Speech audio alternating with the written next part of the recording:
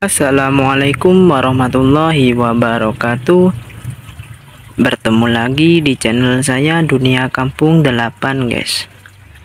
Di kesempatan kali ini saya akan menjelaskan tentang mengocor tanaman kacang panjang atau memupuk sesudah panen. Nah, cara mudahnya di sini sudah disiapkan tempat air dan juga sudah ada pupuknya, guys. Langsung kita lihat. Nah, sudah dilihat ya, guys. Ini air yang sudah bercampur dengan pupuk. Nah, ini sudah kelihatan ya, guys, pupuknya. Nah, ini khusus untuk pemupukan, proses penyemprotan atau proses apa namanya? Itu pengocoran pada tanaman kacang panjang ini, guys.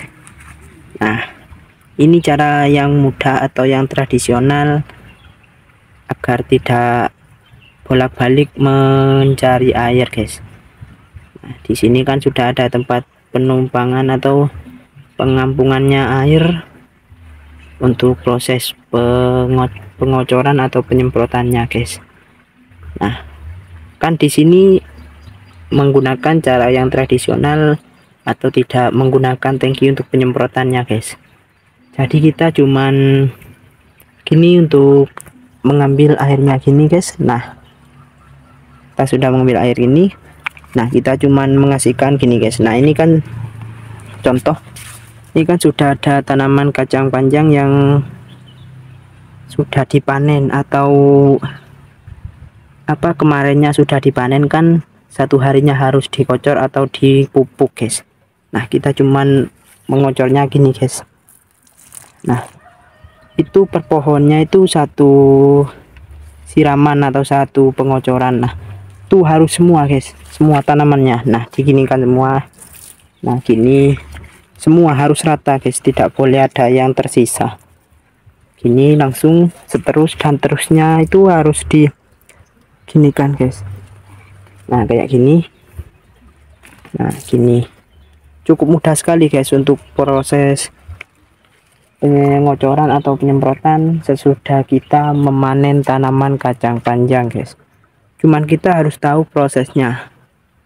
Nah, biasanya pupuk apa yang digunakan pengocoran atau penyemprotan? Nah, kita biasanya tidak menggunakan pupuk yang alami atau menggunakan pupuk dari kotoran sapi atau kotoran hewan lainnya, tidak, guys. Kita menggunakan pupuk yang sudah siap saji atau sudah siap langsung kita proses penyemprotannya. Nah, itu pun ada ukurannya, guys, untuk proses pencampuran air dan juga pemupukan itu, guys. Nah, kayak gini. Nah, guys. Nah, jadi ini airnya itu tidak full, jadi setengah. Nah, ini kan sudah kita tadi itu sudah proses pengocoran, guys. Nah, itu biasanya ini gini, separuh gini. Nah, nanti itu untuk apa namanya, untuk pupuknya sendiri biasanya itu 3 bergeman gini, guys, atau kita kasih dengan wadah gini itu seperempatnya atau di bawahnya separuhnya, guys. Nah, kita langsung saja kita campurkan pada air yang sudah kita siapkan ini. Nah, nanti kita cuman tunggu untuk apa? Cuman kita tinggal proses penyemprotannya doang. Jadi mudah. Nah, kalau pakai alat ini kan cukup sulit dikit, guys. Nah, kita ada cara lagi yang cukup mudah sekali. Nah, kita menggunakan ini tempatnya apa? Kopi atau tempatnya teh itu, guys. Nah, kayak gini. Nah, ini cuman kita kasih air tadi yang sudah dicampurkan oleh pupuk. Nah, kalau sudah kita cuman menyiramkan kepada tanaman kacang panjang tersebut kayak gini ini. Nah, satu-satu gitu, guys, tapi harus rata semua tanaman kacang panjang yang sudah siap ini, guys. Nah, itu cara tradisionalnya agar kita mempermudah proses pengocoran atau penyemprotannya, guys. Kalau menggunakan tangki kan cuman bisa kena airnya itu dikit. pada airnya apa yang sudah kita kasih pupuk ini guys. Kalau menggunakan ini kan per pohon itu cukup banyak untuk pengairan yang sudah dicampurkan pada pupuk tadi guys. Jadi enak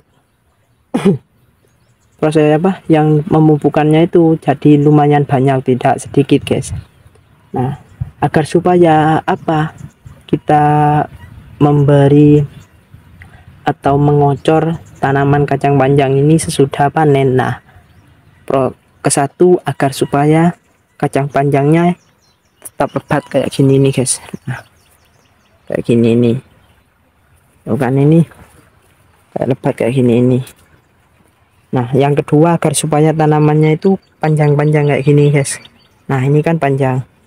Nah, itulah tadi fungsinya pengocoran atau penyemprotan sesudah panen, agar supaya tanaman kacang panjang ini tumbuhnya itu lebih lebat dari yang proses pemanenan yang pertama guys. Nah, kenapa itu tadi, dan juga agar supaya tanaman kacang panjang ini tumbuhnya itu awet atau tidak cepat mati guys, awet muda itu guys.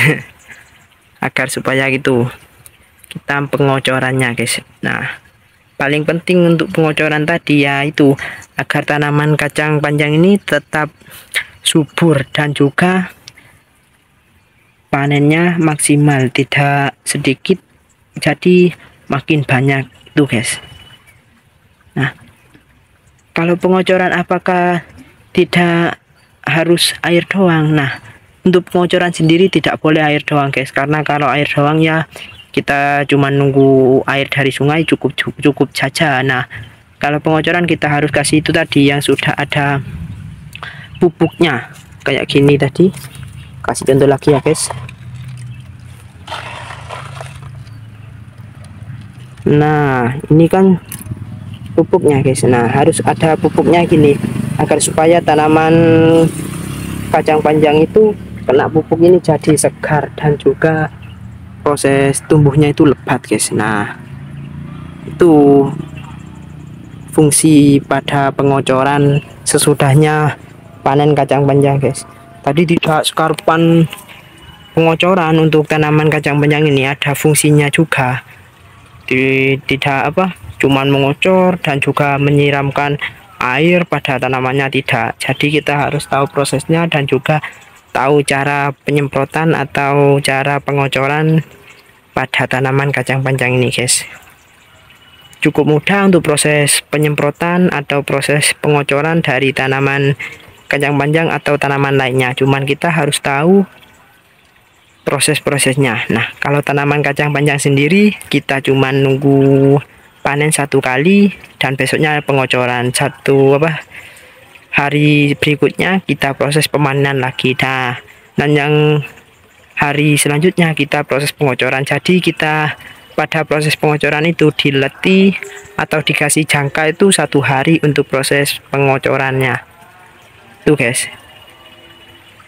Nah, cuman gitu doang dari saya untuk masalah proses penyiraman atau pengocoran pada tanaman kacang panjang ini.